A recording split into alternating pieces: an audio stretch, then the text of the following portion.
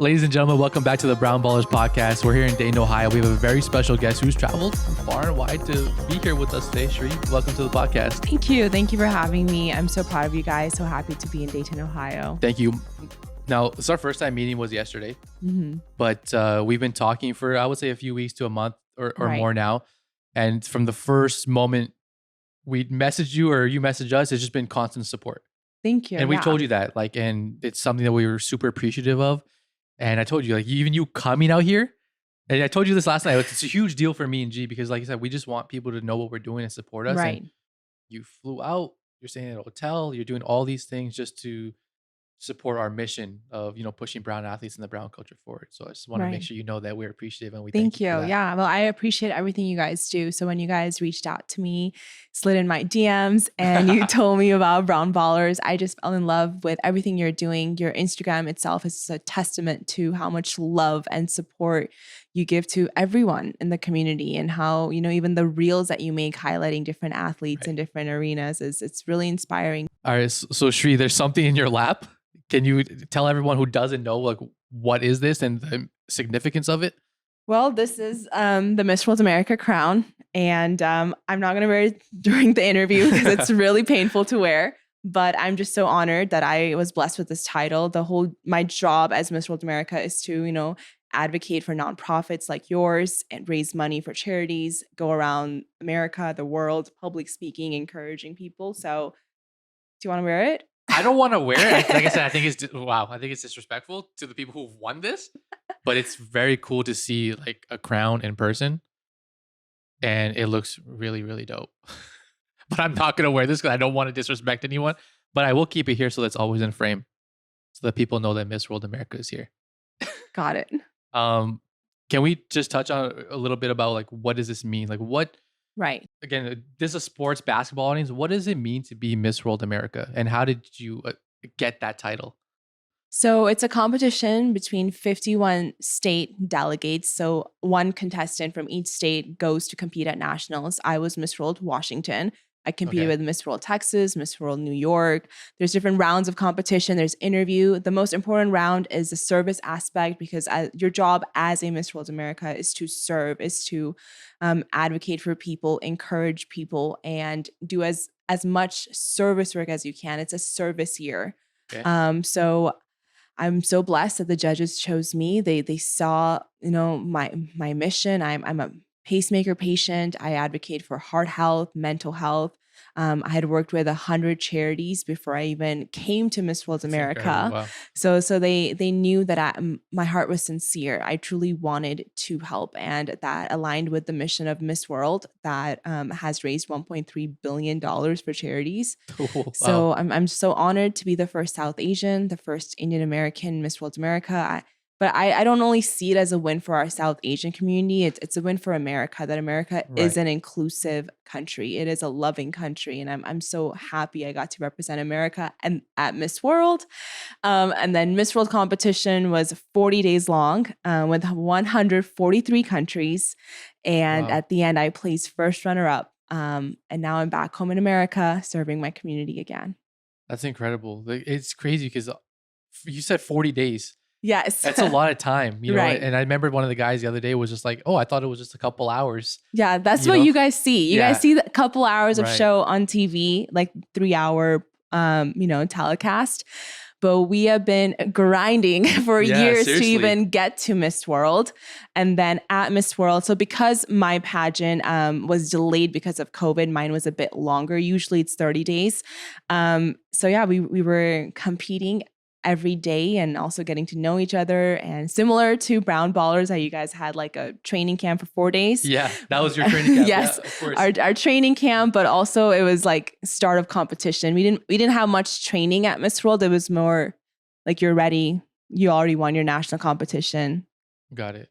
Compete. And I remember yesterday in the car, you were saying that I think when you were 7 years old, 5 years old. You said you wanted to be Miss World? Yeah. So there's actually a picture of me when I was in kindergarten for Halloween. I told my mom and my kindergarten teacher, who reached out to me 20 years later when she saw me win Miss World America. And she's like, Shree, I remember you clearly telling me you were the only student in my class that who said, hi, I want to be Miss World. And I just had that clarity of thought and clarity of vision when I was that young. And that purpose stemmed from watching, Priyanka and Aishwarya, watching them serve, watching them, take care of the community. And I'm sure as a Desi and people in general know there's so much poverty around the world. But when I grew up, a little bit of my life in India, like I moved to the States when I was 5, I just remember seeing a lot of slums and a lot of, a massive homeless population. And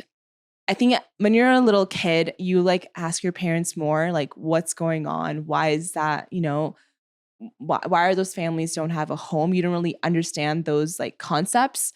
And then my mom said, you should do something about it. And I saw Miss World as my avenue to create change. And that's why I wanted to compete. You seriously manifested that when you were 5 years old and it came to reality. Yeah. Which And is insane. I have like so many diaries too, like in 7th grade and 4th grade where, where on your, well, I don't know if you had a diary, but like, I didn't, but like, where you like say this book belongs to like Shree Saini or like Nav, on the front cover and I would write like Miss World.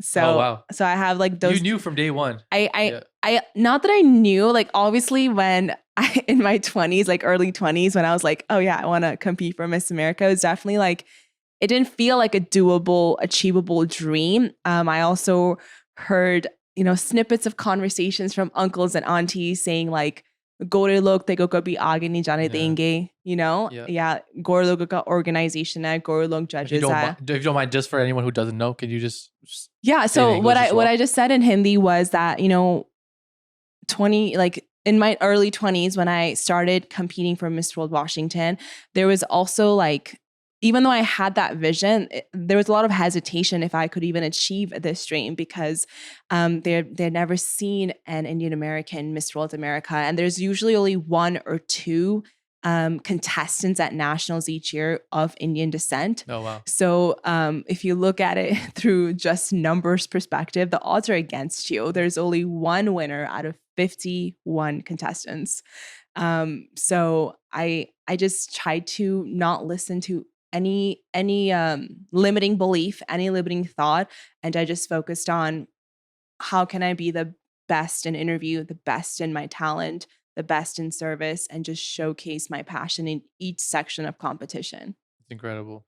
So as you're coming out here, obviously, again, you're coming to support us. And the big game is, literally just a couple hours away. It's going to be an insane night for all of us. What does it mean for you? You've supported so many charities. I'm assuming you said 100, but I'm sure it's been a couple hundred by now. Oh, thank you. And you're helping so many people around the world. Like, what does it mean? And I'm sure some of those charities, there's all kinds, right? There's different types, but like this one is very specific. What we're doing is so specific. Right. It's just for the brown community. Right.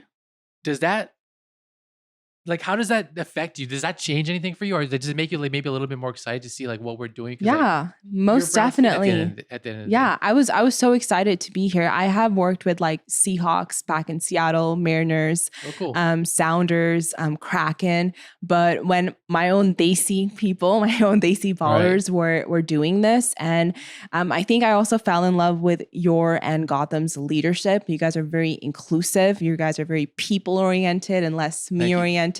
You're not like gatekeepers. You're like, if you want to provide value, come. You go out of your way to highlight each player. Like even when I came here just yesterday, I saw that you had 2 media crews. And how many people did came? Like 10 people, like five. It was a lot. 5 people in one like media crew and 5 in the second. I was just blown away by how much you guys have invested. So, and I think like when it comes to nonprofit and charity work, people oftentimes think it's only like the funds raised or awareness raised. But I think the biggest form of charity begins with giving the gift of encouragement, giving the gift of hope, And you, that's what you guys are doing. You're energizing the next youth to see themselves in places where they oftentimes don't see themselves.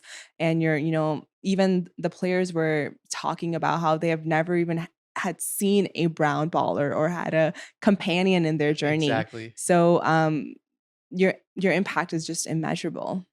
To you, I mean, maybe you have a different. I'm curious if you have a different answer, basically, to this. Okay. To you, what is a brown baller? I think anyone who's going out of their way to excel in their community and also bless the community. Because I truly believe the more blessed you get, the more blessings you should share with others. So someone who is community oriented and doing the best they can every day to be the best version of themselves. I love that. So you're a brown baller. Well, thank you. Yeah. Thank you. That was like the inauguration of I wish I had a sash or something to give you, but you're a brown baller. So like I said, it's amazing that you're here supporting us, and it's nice. This is a good segue into the support side of things. Right. You've seen Right. me and G talk about it with you a little bit, the Right. struggles that we've had. What do you think for us we can do, or like what is the best way for us to rally more of the brown community to support what we're doing? Because it's honestly the only platform in the world doing Right. this specific thing. Just speak up. Just share. You guys have already done enough. Just share your passion and advocacy, just like you did with me about a month ago. We did like a Zoom call, and Right. you shared with me what you were doing. And a lot of people will fall in love with your purpose, and they will fall in love with what you're doing. Who could say no to not encouraging the youth? Everyone wants to encourage the youth. Everyone wants to, empower our community. Right. So I think keep sharing your message. You guys are already doing a great job. And when you told me, to come, I also asked you, like, how can I help? I always tell myself to max out on the love that I give each day. Not just max out on effort based on my goals and my business goals or Right. my passion goals, but max out on how much I can give each day.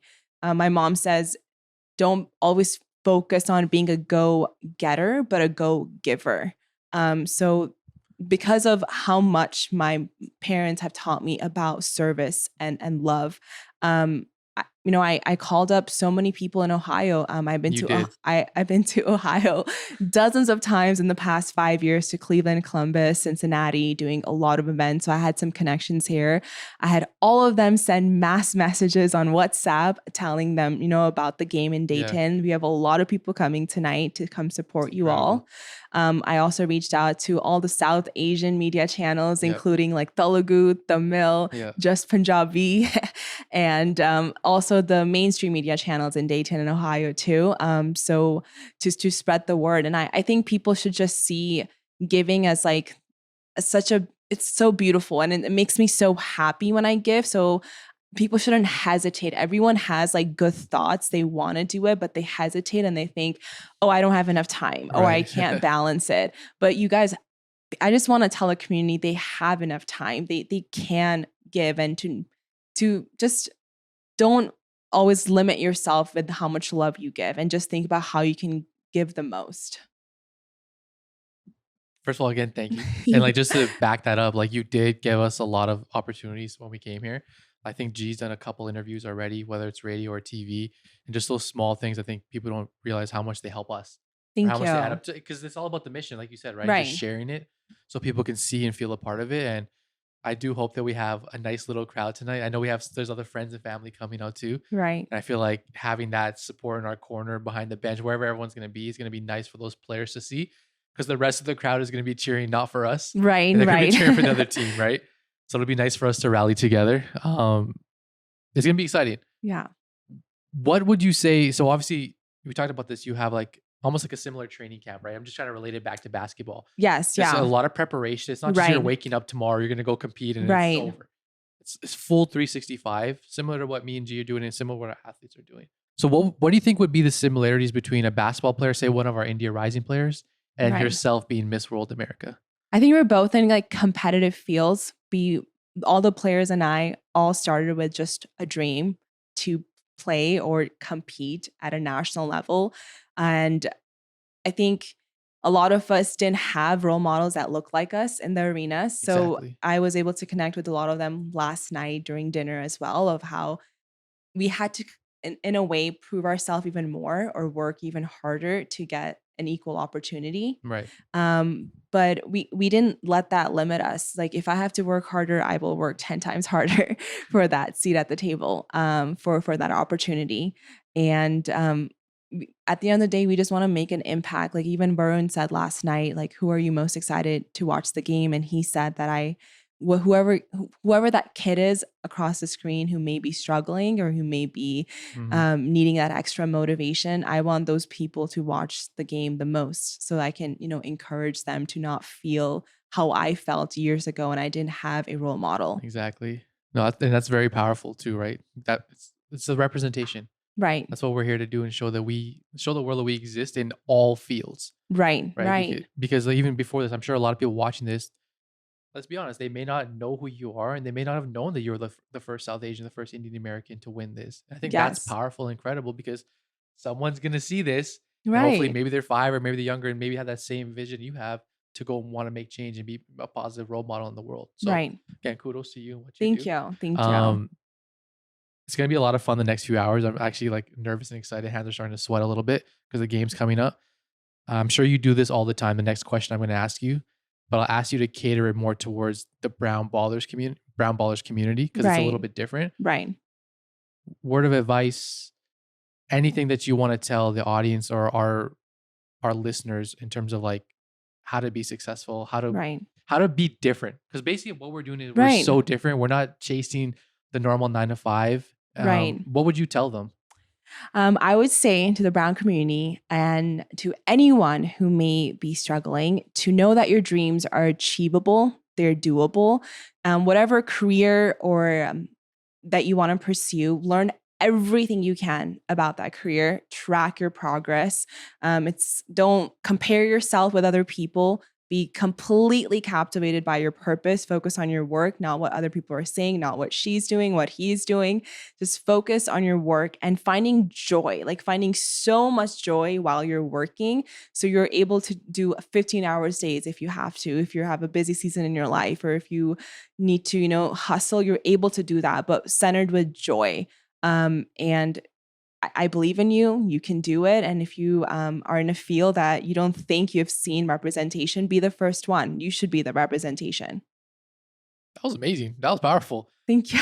I'm not going to give this crown back to you. I'm going to keep you here next to me for a little bit. But today you've officially been crowned a brown baller. Thank you. And obviously you're inaugurated into the family, which hopefully that means a lot to you. I don't know.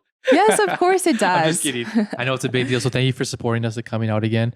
This is gonna be hopefully a very supporting and long relationship between all of our brands and everything we're doing together. Right. And I hope that we can reciprocate this back to you soon. You already have. You've already done enough. You guys want to create an impact, and if I could help you create a bigger impact, I'm humbled. Thank you. Yeah. And the last thing I'll say is just let everyone know where they can follow you, websites, links, anything you want people to be aware of for you and your brands. I want you guys to support brown ballers. So that's what I want you to be aware of is to think about ways you can support your community. Just focus on giving. Don't hesitate reaching out to people if you want, people to come support them financially or in any other way. Just start the conversation, just speak. Don't stay stuck in your thoughts, be action oriented. But other than that, my name is Shree Saini, and all my Instagram and Facebook is just Shree Saini, SHREE SAINI. So stay in touch with me, and hopefully I'll see you next time here whenever your guys' next tournament would be. Invite your aunts and uncles and come and show up. Life is so much more fun when you're with like-minded people working on creating an impact. I think those are some of the most favorite memories in my life when I've had meaningful conversations and done something to make me feel like I achieved my purpose that day. Thank you so much for coming on the show again, Shree. Thank you, Nav, for having me.